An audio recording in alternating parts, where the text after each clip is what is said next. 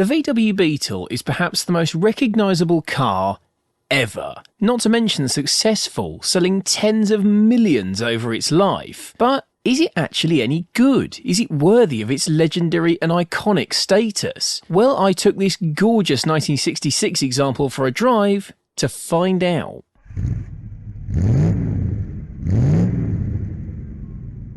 But first, our friends at Lancaster Insurance are running monthly giveaways. You can win all sorts, from experience days to tools, restaurant vouchers and tech. So click the link below at the end of the video to enter their latest competition. They say necessity is the mother of invention, and that's certainly true of cars. The origins of the German people's car and its association with a certain notorious German leader are well known, but the brief that saw the vision of the Volkswagen become a reality rolling out of the factory in Saxony created quite the car. The design would be inspired by nature, to take lead specifically from a Beetle.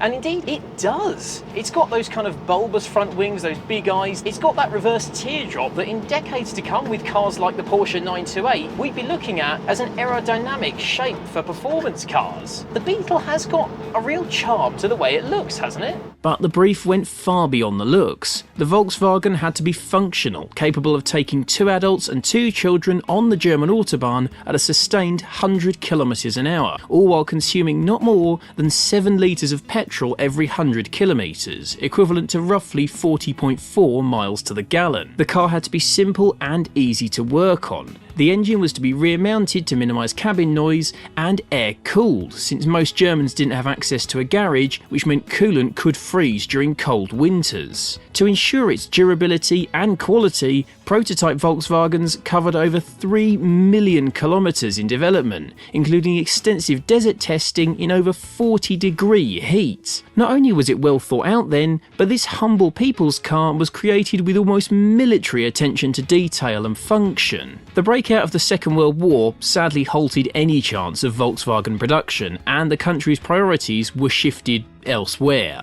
Post-war, British Major Ivan Hurst was sent into Germany though, tasked with getting the factory workers back up and running. Amongst the wreckage, it's been said that Hurst found the battered remains of a car that looked a bit like an insect. Hurst and his men got the battered car up and running again, and after seeing how beautifully engineered and well made it was, decided to pitch it to their superiors as Germany's new car. The response they got back was an order for 20,000 of them. After over a decade, the Volkswagen Works was finally building the people's car that it was designed for. But when the German people finally got their Volkswagen, what was it like to drive? Well, let's start with that air-cooled engine. After all, it went on to be one of the most defining characteristics of the Beetle. That chug chug chug you've been hearing the whole time is marvellous. It just sounds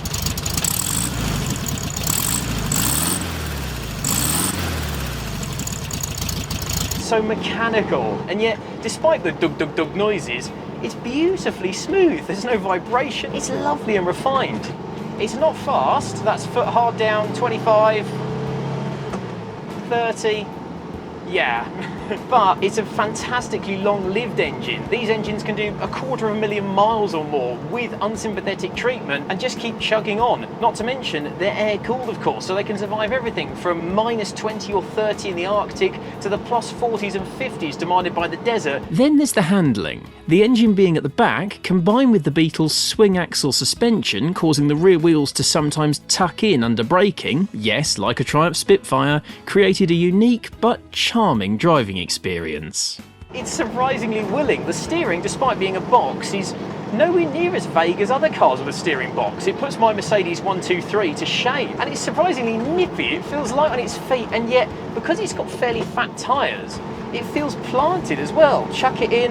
There's obviously no understeer to speak of because there's no weight at the front, and it does cling on. The gear change is lovely actually, nice mechanical linkage, clicks into place beautifully, just like a well-oiled rifle, to use that old German car cliche. And it doesn't feel quite as light and as fizzy as a Mini, for example, or a Fiat 500, but it gives you a feeling of planted security on the road that neither of those cars quite seems to have. It's not unrefined either. 45, 50, there's fourth gear. I'm not having to shout, I can still talk to you. That's perfectly decent for a car engineered in the mid-30s. But it continued to evolve. The engine grew over time to 1300cc and then later to 1600. There were slight tweaks made to the interior, and the styling was changed in 1967 for a slightly more modern look. And it is a nice place to be. It's well laid out. I've got a clear, simple dashboard here with just enough instrumentation. All the switches are close to hand, and a decent amount of space in the back. I've got a big old camera case back there. You'd easily get 3 kids behind me, and despite the fact the boot is of course in the front, you would get your shopping in there. It went more into pop culture as well. It became an icon of the hippie movement in the 60s for its rebellious looks and its unusual chug-chug air-cooled noise. Beetles were even used as the basis for the Myers-Manx beach buggy. It even became a global film star for the Herbie series. Anyone in all 4 corners of the globe knew this silhouette and knew that this was a Volkswagen Beetle. Production still continued in Mexico until 2003. Take those cars into account, and that friendly face spans over 60 years in production and some 21 million units. Which makes it the most produced single model of car ever. So to go back to my original question then, just because it's successful, does that make it good? Is the Beetle actually a decent car? Absolutely it is. For its original pitch as a German family runaround, it met that brief beautifully, to be well engineered, practical, well thought out, dependable and easy to work on. And as a classic today, it's well supported, it's much loved, and it makes people smile to see it. Not to mention, it's the best selling car in history, and it's recognised anywhere you go on all 4 corners of the globe. So it's without a doubt then, the Volkswagen could be the perfect people's car.